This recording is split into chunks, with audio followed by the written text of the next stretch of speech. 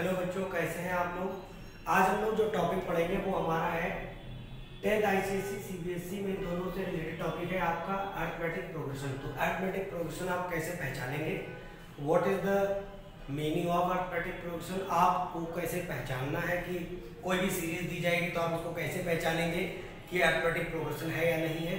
तो उसको पहचानने के लिए हम आपको कुछ कॉन्सेप्ट बताएंगे और उससे आप पहचान लेंगे कि अरिथमेटिक प्रोग्रेशन है या नहीं है। देखिए, सबसे पहले तो इसको शॉर्ट फॉर्म में आप एपी कहते हैं और एपी को हम अरिथमेटिक प्रोग्रेशन कहते हैं, ठीक है।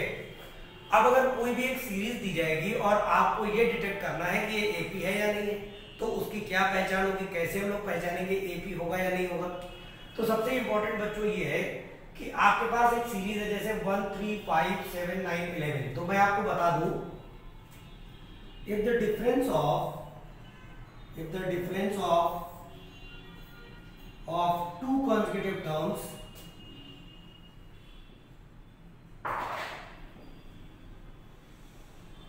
is equal, then series is called AP। अब अगर हमारे पास ये मैंने एक सीरीज बनाई है बेटा, इसको कैसे पहचानेंगे। देखिए, इसमें जो डिफरेंस ऑफ टर्म्स होगा उसको एक नेम से आपको रिप्रेजेंट करना होगा, कॉमन डिफरेंस। और बेटा कॉमन डिफरेंस को हम डी से रिप्रेजेंट करेंगे और डी का जो फॉर्मूला होता है बेटा वो T2 माइनस T1 होता है और T3 माइनस T2 भी हो सकता है और T4 माइनस T3 भी हो सकता है एंड सो ऑन। तो आप इसको समझ लीजिए कि किसी भी सीरीज को आप कैसे पहचानेंगे एपी में है या नहीं है।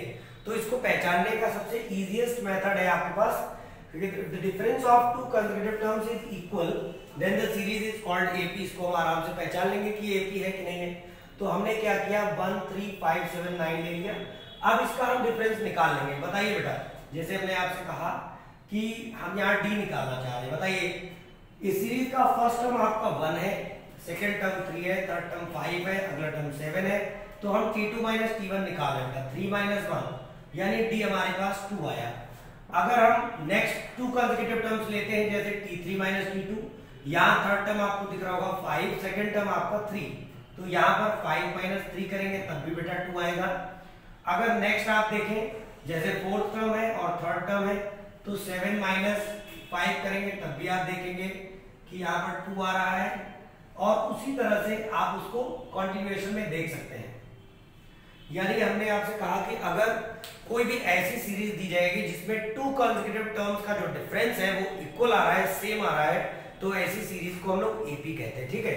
जैसा कि हमने आपके सामने एग्जांपल रख दिया। अब इसमें दूसरी इंपॉर्टेंट चीज ये है कि अगर मान लीजिए आपको इसमें कॉन्सेप्ट के हिसाब से अगर बताया जाए तो फर्स्ट कॉन्सेप्ट आपकी ये होती है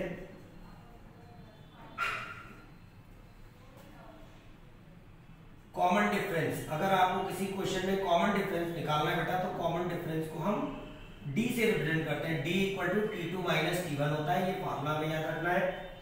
और इसमें जो T1 होता है बेटा, T1 को हम क्या कहते हैं पता है, T1 को हम लोग फर्स्ट टर्म कहते हैं और फर्स्ट टर्म को हम इसको A से भी रिप्रेजेंट करते हैं, T1 इक्वल टू A भी कह सकते हैं, ठीक है। और जो T2 है आपका उसको हम सेकेंड टर्म कहते थे, इसको हम सेकेंड टर्म कह रहे हैं। इंपॉर्टेंट बात यहाँ से ये आती है कि अगर कोई सीरीज दी जाएगी तो उसको एपी में कैसे पहचानोगे। तो ये तो मैंने पहले ही बता दिया है कि टू कंसेक्यूटिव टर्म्स का जो डिफरेंस है उसको हम एपी कहेंगे, ठीक। और वो हमारे पास ये सामने दिख रहा है, हमने इसको देख लिया। अब देखिए, जैसे इसमें कॉन्सेप्ट 2 है बेटा, सेकेंड कॉन्सेप्ट है वो आपको हम बताने जा रहे हैं, condition of AP. Condition of AP का क्या मतलब होता है बेटा, कंडीशन ऑफ एपी का ये मतलब होता है कि अगर मान लीजिए आपको सीरीज नहीं दी है, आपको पर्टिकुलर टर्म्स दिए गए और क्वेश्चन ने कह दिया है, कॉन्सेप्ट ये कह दिया है कि these are terms in AP, तो उसकी कंडीशन क्या होती है उसके बारे में जान लें बच्चों। कंडीशन ये होती है बेटा, T2 minus T1 equal to T3 minus T2। ये आपकी जो कंडीशन है ये आपकी एपी की कंडीशन है।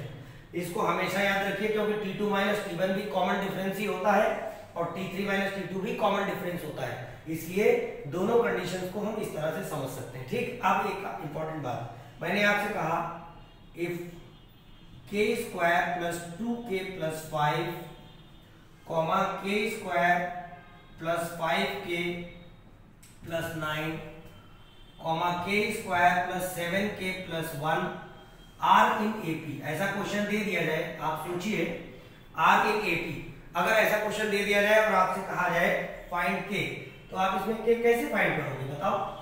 इसमें आप के किस तरह से फाइंड करेंगे? तो इसके लिए के फाइंड करने के लिए मैं आपको कहूंगा सबसे पहले आप इसमें कंडीशन ऑफ एपी लगाइए। जब आप कंडीशन ऑफ एपी लगाएंगे तो आपको चीजें अपने आप क्लियर हो जाएंगी। कंडीशन ऑफ एपी क्या होगा उसके बारे में हम बात कर रहे हैं।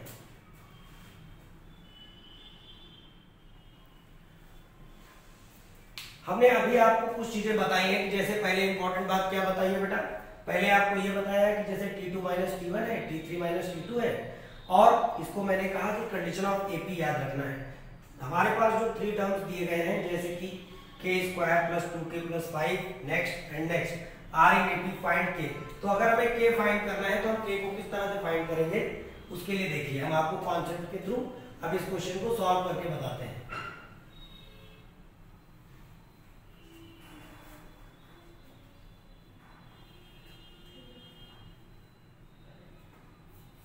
अब जैसे मैंने आपसे कहा कि हमारे पास जो दिया गया था बेटा के स्क्वायर प्लस 2k प्लस 5 पहला टर्म था, दूसरा टर्म हमारे पास है के स्क्वायर प्लस 5k प्लस 9 ये दूसरा टर्म था बेटा, के स्क्वायर प्लस 2k के स्क्वायर प्लस 7k प्लस 1 ये हमारे पास तीसरा टर्म है आर इन एपी।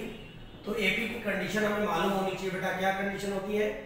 तो कंडीशन ऑफ एपी अभी मैंने आपको बताई थी, इसमें आप याद रखिए कि T2 minus T1 equal to T3 minus T2 होगा।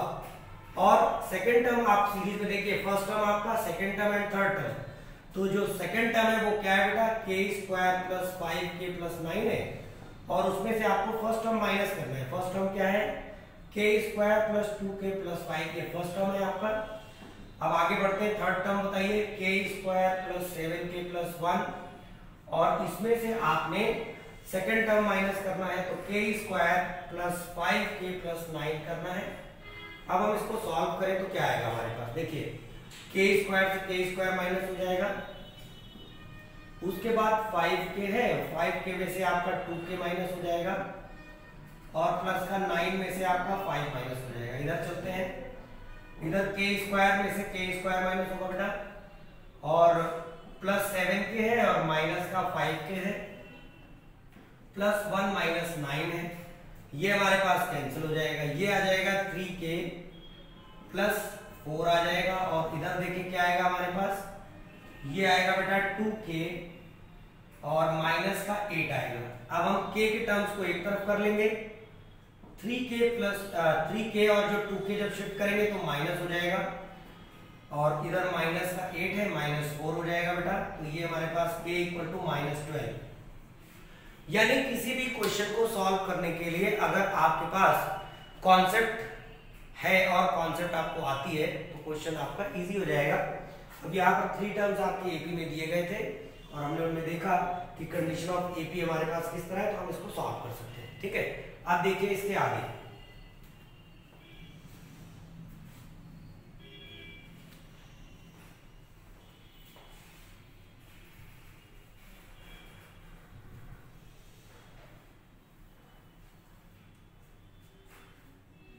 अब इसमें एक इंपॉर्टेंट कॉन्सेप्ट ये है, जो कॉन्सेप्ट हम आपको बताने जा रहे हैं बेटा, कॉन्सेप्ट थर्ड है nth term of AP. nth term of AP क्या होता है? जैसे आप इसको इस तरह से समझ सकते हैं कि जैसे मान लीजिए एक हमारे पास कोई सीरीज दी है, जैसे मैंने कहा 1 3 5 7 9 एंड सो ऑन। अब हमने आपसे कहा कि फाइंड 20th टर्म आप बताइए। क्वेश्चन ऐसा है हमारे सामने, फाइंड 20th टर्म। तो हम इसका 20th टर्म किस तरह से फाइंड आउट करेंगे? उसके लिए हमारे पास जो कॉन्सेप्ट है nth टर्म का फॉर्मूला आप देखिए बेटा। nth टर्म का क्या फॉर्मूला होता है? nth टर्म का फॉर्मूला होता है Tn equal to a plus n minus 1 into d. अब यहाँ पर Tn जो हमने लिखा है बेटा, Tn को क्या कहते हैं? Tn को कहते हैं nth टर्म, और जो ए दिया गया है ए को हम लोग कहते हैं फर्स्ट टर्म, और जो एन होता है बेटा इसको हम नंबर ऑफ टर्म्स कहते हैं, और जो डी हमारे पास दिया गया डी को हम लोग कहते हैं कॉमन डिफरेंस।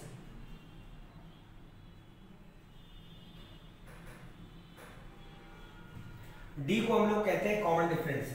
तो अब इस कॉन्सेप्ट से हम क्वेश्चन को किस तरह से अप्लाई करेंगे, किस तरह से सॉल्व करेंगे, देखिए क्योंकि nth टर्म के लिए आपके पास कॉन्सेप्ट पता है, अब उस पर क्वेश्चंस आपको लगाना है, किस तरह का क्वेश्चन आएगा और किस तरह से आप उसको सॉल्व कर सकते हैं बहुत ही आसानी से। देखिए मैं आपको कॉन्सेप्ट जो बता रहा हूं इन्हीं कॉन्सेप्ट को आप क्लियर करिए, आपको एपी क्लियर हो जाएगा। देखिए जो क्वेश्चन हमारे पास था 1 3 5 7 9 and so on 20th term हमें फाइंड आउट करना है। तो आप बताइए जो हमने फॉर्मूला पढ़ा है कि Tn इक्वल टू पढ़ा है बेटा a plus n minus 1 into D. Similar इसी तरह से आप सिमिलरली इसको आप लगा सकते हैं। अगर हम इसमें कहें आपसे 20th टर्म, तो 20th टर्म क्या हो जाएगा बेटा, 20th टर्म हो जाएगा T20। जैसे आपका nth टर्म है उसको आप Tn कह सकते हैं, वैसे ही 20th टर्म को T20 कह सकते हैं, T20, और इसका फॉर्मूला आएगा a plus 20 minus 1 into d. अब आप इन दोनों फॉर्मूले को कंपेयर करिए, आपको अपने आप क्लियर हो जाएगा। जब nth टर्म की बात करेगा Tn तो आप लगाएंगे a plus n minus 1 into D, और अगर आपसे सिमिलरली 20th टर्म कह रहा है तो n के प्लेस पर आप 20 यूज करेंगे, T20 20th टर्म। आप 20th टर्म के लिए फॉर्मूला जो आपने अप्लाई किया a plus 20 minus 1 into D, और इसमें जो वैल्यूज हमारे पास है वो हम पुट कर देंगे, a plus 20 minus 1 19 into d आ जाएगा। अब जो सीरीज आपको दी गई बेटा 1 3 5 7 9, देखिए 1 3 5 7 9 जो सीरीज दी गई है इसमें फर्स्ट टर्म आपको पता होगा जो है वो 1 दिया गया है, और डी कैसे निकालते हैं, डी कॉमन डिफरेंस होता है। डी मैंने बताया था T2 माइनस T1 करेंगे, T2 हमारे पास 3 दिया है और T1 हमारे पास 1 दिया है, तो D इक्वल टू हमारे पास 2 आ गया। अब हमारे पास A और D दोनों आ गए हैं, तो उससे हम वैल्यू किस तरह से फाइंड आउट करेंगे वो देखिए। इसमें इंपॉर्टेंट यही होता है कि आपको कॉन्सेप्ट पता होगी तो क्वेश्चन आप कर लेंगे। देखिए T20 हमारे पास है बेटा a प्लस 19 इंटू डी, इस तरह से हम निकाल सकते हैं। अब हमने a की वैल्यू कैलकुलेट कर ली, a की वैल्यू सीरीज में आप देख रहे हैं 1 दी गई है, 19 इंटू डी की वैल्यू हमारी 2 दी गई है, तो 1 प्लस 38 यानी 39, तो 20th टर्म हमारे पास आ गया 39। इस तरह से किसी भी सीरीज में हम कोई भी टर्म फाइंड आउट कर सकते हैं। मान लीजिए कोई भी सीरीज दी गई है, आपसे कह देता है find 100th term, find 50th term, find 25th term, find 20th term, तो आप उस तरह से निकाल सकते हैं। फॉर्मूले को आप देख लीजिए। अब जैसे मान लीजिए nth टर्म है, तो nth टर्म के लिए आपको पता है कि आपने इसमें लगाया है, इसमें आपने लगाया Tn equal to a plus n minus 1 into d. अब मैंने आपसे कहा 50th टर्म बताइए, तो 50th टर्म के लिए आप क्या करेंगे बेटा, T50 लिखेंगे और यहाँ पर लिखेंगे a plus 50 minus 1 into D, तो ये आ जाएगा a प्लस 49 इंटू डी। अब आप a और d की वैल्यू को पुट कर लेंगे और उस तरह से रिजल्ट आ जाएगा। मान लीजिए आपसे क्वेश्चन में कह देता है कि आपको इसमें निकालना है 70th टर्म, तो 70th टर्म भी निकाल सकते हैं आप, T70 लगा देंगे, फॉर्मूला आएगा a plus 70 minus 1 into D, तो ये हमारे पास आ जाएगा T70 इक्वल टू आ जाएगा a प्लस 69 डी आ जाएगा। इस तरह से हम T70 भी निकाल सकते हैं और वैल्यूज इस तरह से सॉल्व कर लेंगे आप। तो ये हमने 3 कॉन्सेप्ट्स आपको एपी की बताई हैं और हमें इसमें लगभग 7 to 8 कॉन्सेप्ट्स पढ़नी है और उससे एपी आपका बिल्कुल क्लियर हो जाएगा। इतना कॉन्सेप्ट आप देख लीजिए।